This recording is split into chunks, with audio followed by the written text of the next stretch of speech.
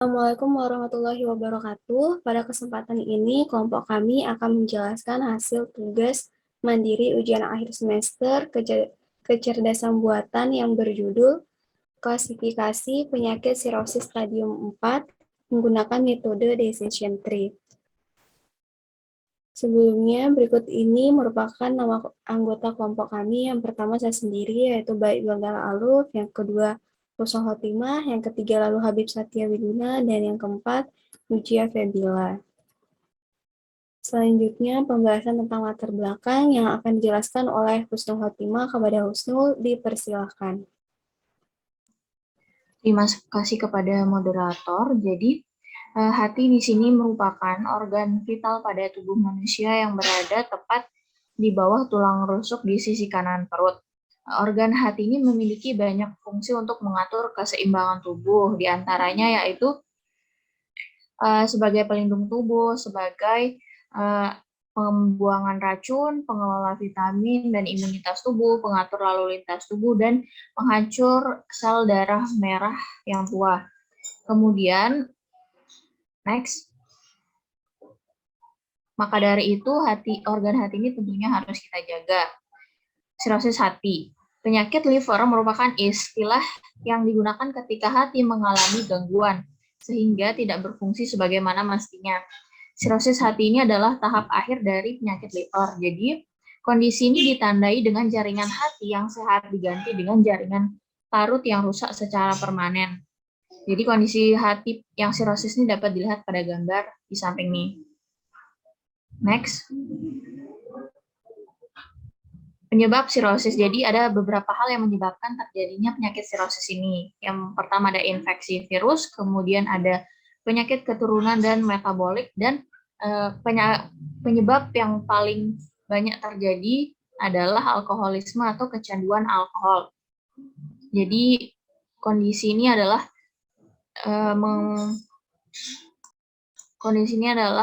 mengkonsumsi alkohol yang berlebihan dalam jangka waktu yang panjang merupakan penyebab utama dari penyakit sirosis ini. Next.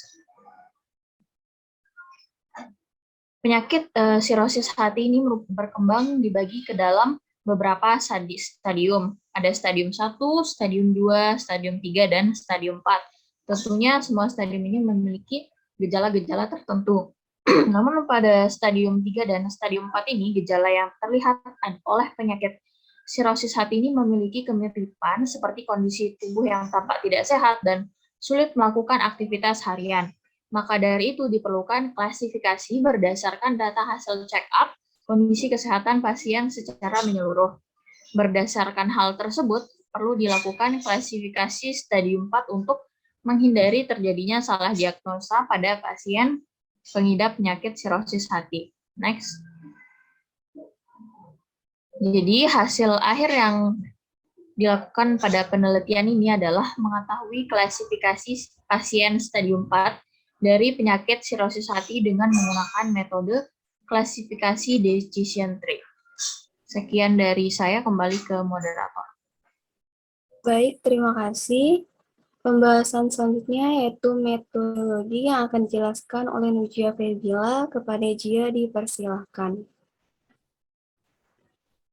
Terima kasih saya ucapkan kepada moderator. Di sini saya akan menjelaskan tentang metodologi yang digunakan pada klasifikasi ini. Metodologi yang digunakan adalah decision tree, di mana decision tree ini adalah bentuk prediksi pada suatu keputusan dengan memanfaatkan struktur hierarki atau pohon. Decision tree ini merupakan algoritma yang umum digunakan untuk pengambilan keputusan. Decision tree akan mencari pemecahan permasalahan dengan menjadikan kriteria sebagai node yang saling terhubung dan akan terbentuk seperti struktur pohon. Next.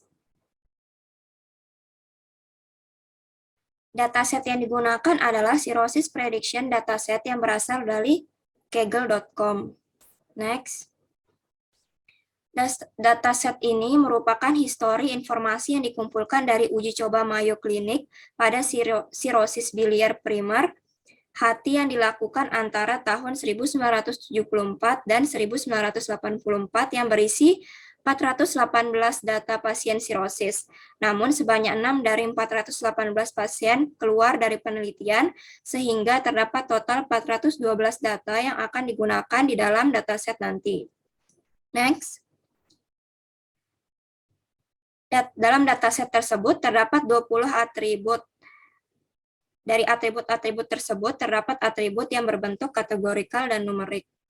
Next. Dalam dataset tersebut terdapat 20 atribut. Yang pertama ada ID yang merupakan identitas unik.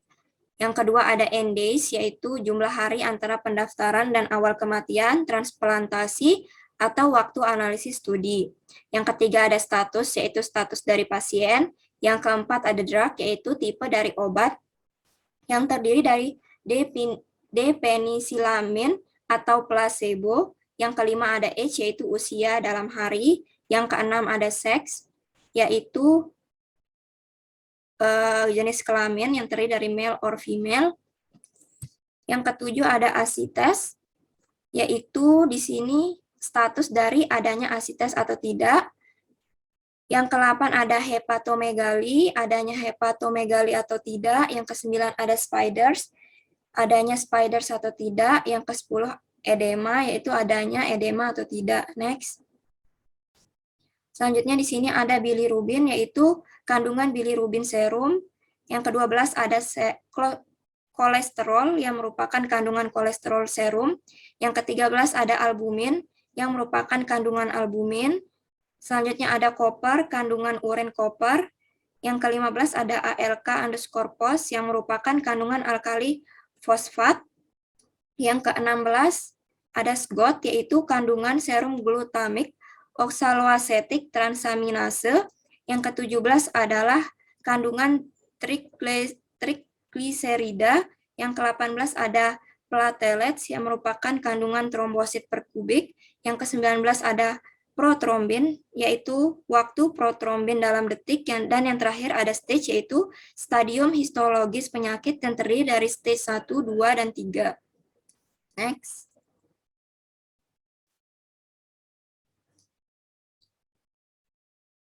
Dari dataset tersebut dilakukan klasifikasi berdasarkan atribut yang terdapat dalam dataset.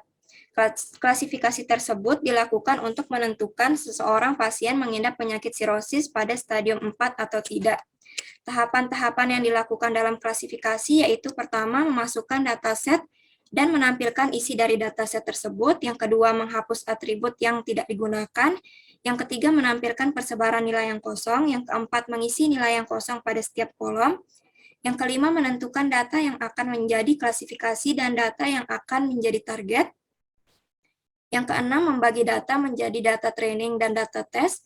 Yang ketujuh, melatih data menggunakan metode klasifikasi decision tree. Dan yang terakhir, menampilkan hasil akurasi klasifikasi. Next. Baik, terima kasih. Selanjutnya adalah penjelasan kode yang akan dijelaskan oleh Lalu Habib Satyawiguna. Kepada Habib, dipersilahkan. Baik, selanjutnya saya akan melakukan penjelasan terhadap source code dari klasifikasi penyakit sirosis stadium 4 menggunakan metode decision tree. Sebelumnya saya akan share screen. Nah, baik. Yang pertama kita lakukan di sini adalah mengimport library-library yang akan digunakan. Di antaranya ada Pandas untuk menyimpan data frame-nya, lalu ada NumPy untuk mengolah array. Selanjutnya ada Seaborn untuk melakukan visualisasi data, matplotlib.pyplot juga untuk melakukan visualisasi data. Lalu dari scikit-learn, di sini kita akan mengimport decision tree classifier untuk dapat melakukan klasifikasi menggunakan metode decision tree. Selanjutnya di sini kita import pre-processing dari scikit-learn untuk melakukan atau untuk memberikan label pada suatu kolom, pada nilai di suatu kolom.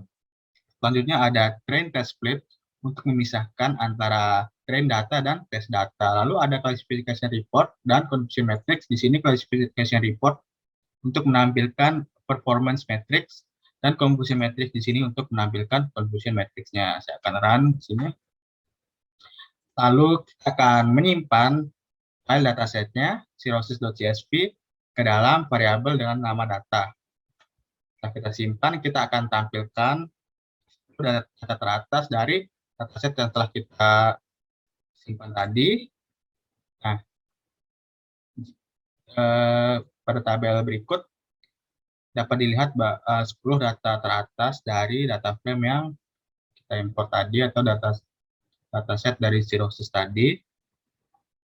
Selanjutnya, kita menggunakan data.info untuk menampilkan info dari setiap fitur-fitur pada kolomnya atau menampilkan tipe data dan jumlah kolom kosong yang terdapat pada setiap fitur-fitur yang ada pada dataset. Sini kita dapat lihat macam-macam tipe datanya, lalu di sini total data yang ada dan data yang terisi ada berapa di sini. Di sini ada nama kolom-kolomnya. Selanjutnya, karena kita tidak akan memakai ID sebagai klasifikasinya, maka kita akan menghapus kolom ID pada datasetnya. Tekan di sini. Selanjutnya, di kolom age di sini atau di umurnya masih dalam bentuk hari. Maka dari itu, kita akan mengubahnya ke dalam bentuk tahun. Seperti ini kodenya, lalu kita akan run. Setelah itu kita tampilkan 10 data teratasnya. Kolom ID yang sebelumnya ada, sebelum kolom ND di sini telah hilang karena telah dihapus. Lalu pada kolom age di sini, yang sebelumnya dalam bentuk hari, sudah dalam bentuk tahun. Selanjutnya kita akan melihat berapa jumlah data kosong yang terdapat pada setiap kolom atau nilai kosongnya ada berapa pada setiap kolom itu. Di sini yang 00 ini merupakan nilai kosongnya, artinya ND di sini tidak memiliki baris dengan nilai yang kosong. Lalu pada kolom graf di sini terdapat 106 nilai kosong dan sebagainya di sini. Selanjutnya, kita akan memvisualisasikan dalam bentuk heat map dari setiap data kosong atau persebaran data kosong yang terdapat pada dataset kita. Nah, seperti ini.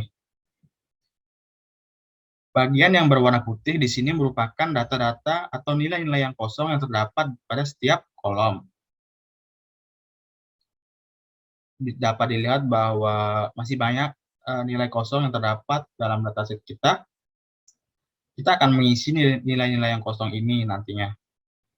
Selanjutnya, kita akan menghitung berapa banyak nilai yang kosong pada kolom stage.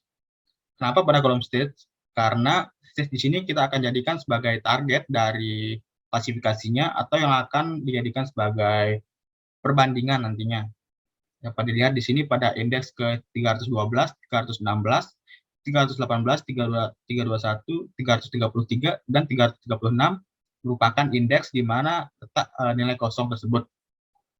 Selanjutnya kita akan menghapus indeks-indeks ini supaya tidak ada data kosong lagi, nilai kosong lagi di dalam kolom stage.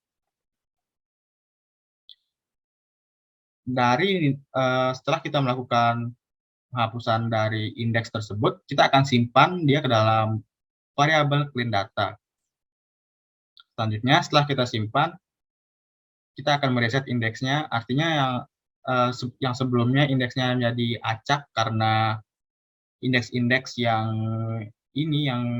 akan dihapus ini telah dihilangkan. Kita akan meresetnya supaya menjadi urut kembali. Kita akan tampilkan di sini terlihat bahwa data yang sebelumnya sebanyak 418 telah menjadi 412 karena 6 indeks ini kosong dan dihilangkan. Selanjutnya di sini dibuat fungsi untuk menampilkan data dalam bentuk grafik. Lalu di sini untuk mengisi baris-baris yang kosong untuk kolom dengan yang bertipe numerik diisi dengan min atau nilai rata-rata dari setiap kolomnya. Lalu di sini terdapat fungsi untuk membagi dua data kosong dan dialokasikan ke dalam masing-masing nilai yang terdapat pada suatu kolom untuk kolom yang kategorikal. Kita akan run dulu. Nah, selanjutnya kita akan memvisualisasikan isi dari kolom draft di sini. Terdapat nilai kosong sebanyak 100. Lalu untuk nilai D-penisilamin di sini berjumlah sebanyak 158. Nilai dari placebo sebanyak 154. Karena nilai kosong sebanyak 100, jadi kita akan bagi dua di sini dan dialokasikan ke masing-masing nilai D-penisilamin dan placebo. Selanjutnya di sini kita akan run dengan fungsi yang sebelumnya untuk membagi data dan mengalokasikannya ke dalam tiap nilai dari suatu kolom. Dapat dilihat di sini, nilai kosong dari kolom drug adalah 0, karena sudah dibagi dan dialokasikan ke dalam nilai penisilamin sama placebo. Nilai yang sebelumnya sebanyak 158, 154, menjadi 208 dan 204. Begitu juga untuk kolom ascites. Nah, di sini yang sebelumnya nilai N atau nilai nolnya sebanyak 288 dan nilai Y-nya sebanyak 24. Setelah dilakukan pembagian dan pengalokasian nilai, akan menjadi 338 dan 74. Dan nilai kosongnya sebanyak 0. Untuk kolom hepatomegali juga dilakukan hal yang sama. Yang sebelumnya di 100 dibagi 2 dan dialokasikan ke masing-masing nilainya.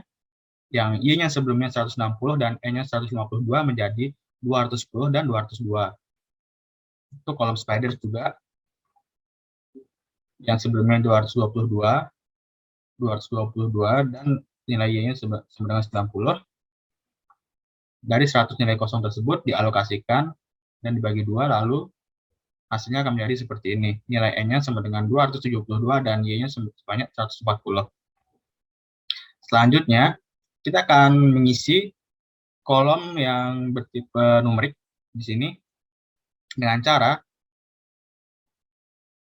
mengisi nilai-nilai yang kosong dengan nilai rata-rata dari setiap kolomnya. Misalnya di sini nilai kolesterol rata-ratanya adalah 467, sekian. Nanti nilai yang kosong tersebut akan diisi dengan nilai ini. Untuk kolom-kolom yang lainnya juga seperti itu. Nah, di sini tempat pengisiannya dengan memanfaatkan fungsi yang sudah kita buat tadi, yaitu fungsi untuk mengisi nilai yang kosong dengan nilai rata-rata dari setiap kolomnya. Dan di sini. Lalu di sini kita akan memvisualisasikan data di dalam bentuk heat map di sini. Setelah kita melakukan pengisian nilai yang kosong pada setiap kolomnya. Nah, dapat dilihat tidak ada lagi nilai yang kosong di setiap kolom-kolom yang terdapat pada dataset di sini. Ditandai dengan warna merah di sini. Warna merah adalah 0. Oke, selanjutnya kita akan memberikan label encoder atau dari setiap nilai-nilai yang kategorikal tadi, nilai Y dan N, Y atau N-nya akan diganti dengan 0 atau 1 di sini. Selanjutnya untuk target, karena kita akan menggunakan stage yang sebelumnya stage-nya adalah di sini ada nilai dari 4, 3, dan sebagainya. Kita akan kelompokkan menjadi dua bagian, yaitu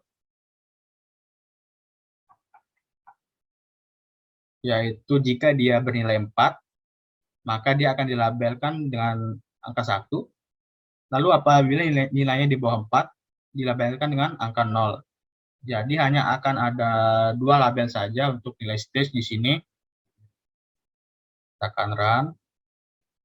Nah, selanjutnya kita akan menentukan data yang akan menjadi data train dan data yang akan menjadi data test. Di sini X merupakan data yang akan di-train dengan menghilangkan kolom stage, karena stage di sini akan kita gunakan sebagai target nantinya yang akan disimpan dalam variabel Y. Lantaran di sini dilakukan split data antara train data dan test data, di mana perbandingannya adalah untuk train data sebanyak 80% dan test data sebanyak 20%. Selanjutnya di sini kita lakukan klasifikasi dengan metode decision tree. Kita akan melihat bagaimana prediksi dari model yang telah kita buat. Nah, sebagai berikut. Lalu ada probabilitas dari prediksi yang dilakukan. Di sini, lebih probabilitas antara label 1 atau 0-nya di sini. Lalu kita akan tampilkan dalam bentuk confusion matrix hasil dari pengujian yang telah dilakukan. Di sini terdapat 37 data yang diprediksi sebagai true negatif, 11 data yang diprediksi sebagai false positif, 12 data diprediksi sebagai false negatif, dan 23 data diprediksi sebagai true positif. Selanjutnya kita akan menampilkan performance matrix dari pengujian yang sudah kita buat. Di sini ditampilkan akurasi dari model yang kita buat adalah 72%. Mungkin itu saja penjelasan dari source code untuk klasifikasi penyakit sirosis stadium 4 dengan menggunakan metode decision tree. Terima kasih, saya akan kembalikan ke teman saya. Baik, terima kasih kepada Habib yang telah menjelaskan kode. Dan terakhir, kesimpulan. Decision tree atau pohon keputusan merupakan suatu metode klasifikasi yang paling populer karena mudah untuk diinterpretasikan. Berdasarkan pembahasan yang telah disampaikan sebelumnya, dapat disimpulkan bahwa dengan menggunakan metode klasifikasi decision tree dapat ditentukan pasien pengidap penyakit sirosis stadium 4 dengan nilai akurasi yang didapatkan sekitar 73% yang terbilang cukup baik. Sekian dan terima kasih. Assalamualaikum warahmatullahi wabarakatuh.